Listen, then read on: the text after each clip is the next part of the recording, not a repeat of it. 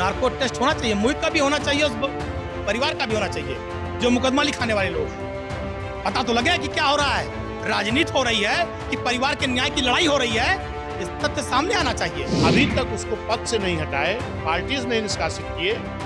ये कैसा पीडीए का इनका दिखावापन है, ये पूरा जग जाहिर है। संजय निषाद ड्रामेबाज है, सुन लो हमारी बात। यही एकलव्य छात्रावास अयोध्या में कब्जा कर लिया गया।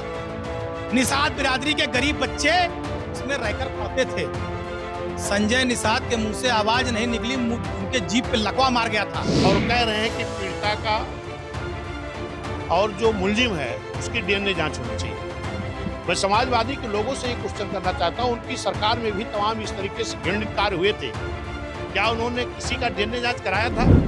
रविवार को बीजेपी का एक प्रतिनिधि मंडल अयोध्या में रेप पीड़ित के परिवार से मिलने पहुंचा।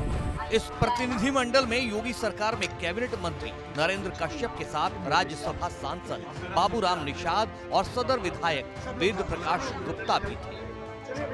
बीजेपी के इस प्रतिनिधि मंडल ने पीड़ित परिवार से मिलकर उन्हें मदद का भरोसा दिलाया है। दूसरी तरफ योगी का बुलडोजर पूरे एक्शन में दिखाई दे रहा है। नाबालिग लड़की के साथ रेप के मामले में मुख्य आरोपी समाजवादी पार्टी के नेता मोहित खान के खिलाफ यूपी सरकार ने एक्शन लेना शुरू कर दिया है। शनिवार को मोहित खान की बेकरी पर बुलडोजर चला और अब एक ऐसे मल्टी कॉम्प्लेक्स को गिराने की तैयारी की जा रही है जो मोहित खान के एक एनआरआई मित्र के नाम पर है।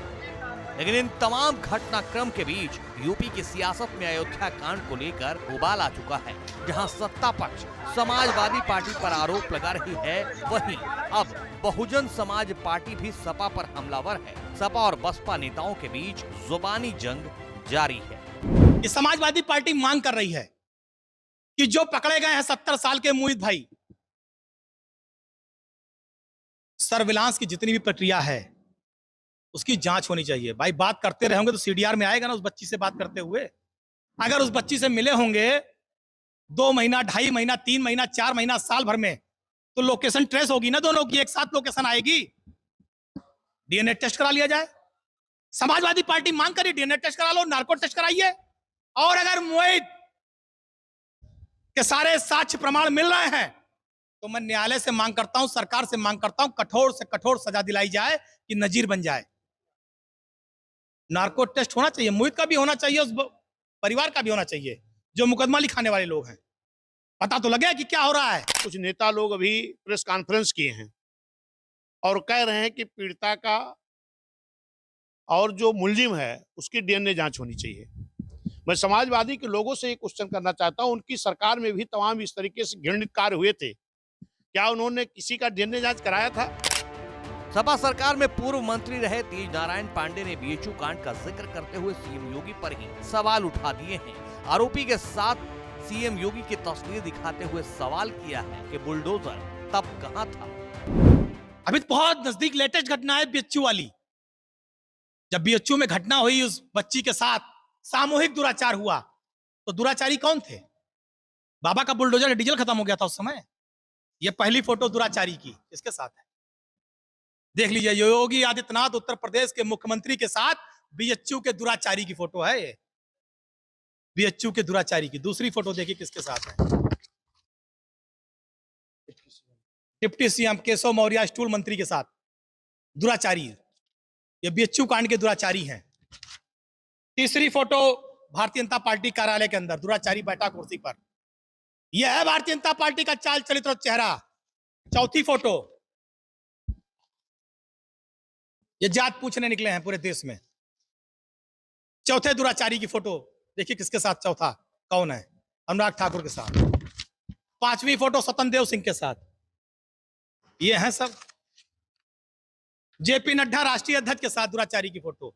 ये सब बीएचयू कांड के महानायक हैं। हालांकि बीएसपी सवाल कर रही है कि पीडीए का नारा देने वाली सपा पिछड़े समाज की बेटी के साथ इंसाफ की लड़ाई में मदद क्यों नहीं कर रही। जो पीडीए का नारा देती है, जबकि एक पिछड़े समाज की, निषाद समाज की बेटी है जिसकी उम्र मात्र 12-13 वर्ष है और एक गरीब परिवार की बेटी है, तो क्या गरीब समाज के पीडीए के लोगों को न्याय नहीं मिलेगा? गरीब समाज की पीडीए की बेटी को न्याय नहीं मिलेगा? हालांकि बीएसपी और बीजेपी के हमलों के बीच सपा ने सवाल उठा दिया है कि इंसाफ तो मिलना चाहिए, लेकिन सरकार खींच न निकाले। समाजवादी पार्टी कभी इस पक्ष में नहीं रही कि कभी भी किसी बहन बेटी के साथ किसी तरह का कोई घटना दुर्घटना हो। जिसने भी इस घटना को किया है, समाजवादी पार्टी उसके खिलाफ कड़ी से कड़ी कार्रवाई की मांग करती है। और अब समाजवादी पार्टी, हमारी निजी संवेदनाएं उस पीड़ित परिवार के साथ है।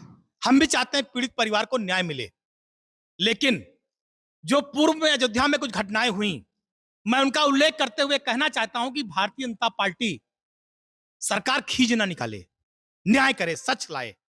जो प्रशासनिक अधिकारी हैं वो सच्चाई सामने लाएं। पुलिस विभाग की जो जिम्मेदारी है उसे स्पष्ट रूप से सच्चाई को सामने लाएं। 1.5 साल पहले अयोध्या में जो घटना हुई थी 7 साल की ब्राह्मण परिवार की बच्ची के साथ, आप सबको याद होगा। रात में घटना हुई थी 8:30 बजे, खाकी अखाड़ा अयोध्या। क्या हुआ? 3-4 बार उसका ऑपरेशन हुआ मेडिकल कॉलेज में। अभी भी ऑपरेशन एक आध होना बाकी है उस बच्ची का। जीवन मरण से उसने संघर्ष किया। बुलडोजर चला? जरा बताइए कि जो उस पे नामजद अभियुक्त थे, जिन्होंने गलत काम किया था, बुलडोजर चला उनके घर पर? क्या कार्रवाई हुई? योगी जी क्यों शांत हो गए थे? सत्ता का संरक्षण था, विधायक का करीबी था, कोई बोला उस पे?